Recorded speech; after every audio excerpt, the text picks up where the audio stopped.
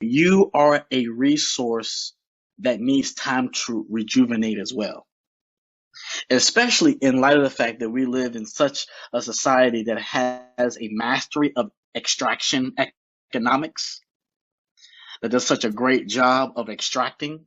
Yeah, so as you're talking, and I think of the Bible where this balance between all these different stories, and one in Acts is where everybody came together and held everything in common.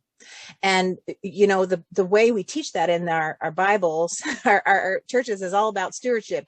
You're gonna pay money, so we're all gonna hold this in common. But this is a collectivist society. This is not necessarily what's being talked about in Acts. Are any of us really called to be extracted? Are any of us called to be sacrificed? And yet we still seem to call to some of us to be, live, work, exist as and in sacrifice zones. And the work is not shared equally when we do that. Thinking about indigenous movements, the land back movements, it's like they're put in a position where just to breathe air and drink clean water, they have to do this work. Right? Just to make sure their children don't have lead in their pipes, they have to do this work. And so sacrifice zones become sacrifice movements, become extractive, exploitive. Like I said, gosh, so now I'm going to hand that to you because I don't have answers for that, right? And so can you speak to that? Yeah. Yeah, I think that was the part we left off. That was the biggest quagmire to have to navigate, because anybody who gets into this kind of work understands that there is sacrifice attached to it. I don't think any of us can deny that. The question becomes, how much is too much? And that is such a hard line to figure out where. Um, because we'll quote Abraham and Isaac, and then everybody looks at Jesus bearing a bearing a cross, and the comment is sacrifice, right? He's making a sacrifice. What I'll say to that is sacrifice must always be strategic,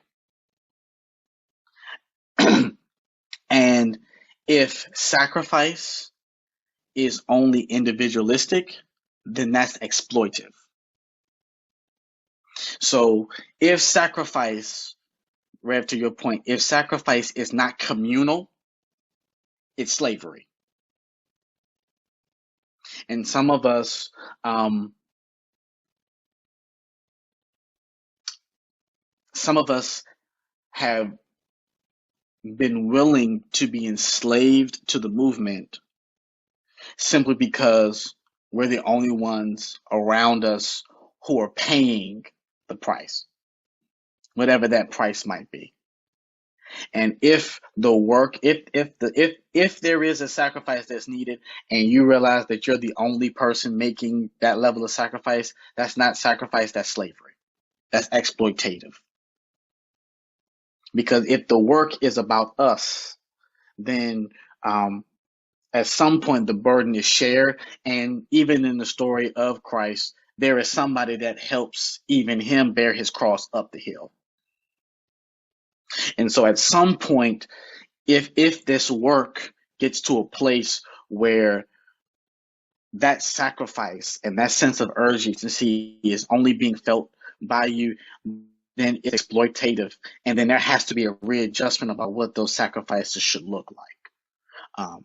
All of us understand that there are sacrifices in all different areas of life.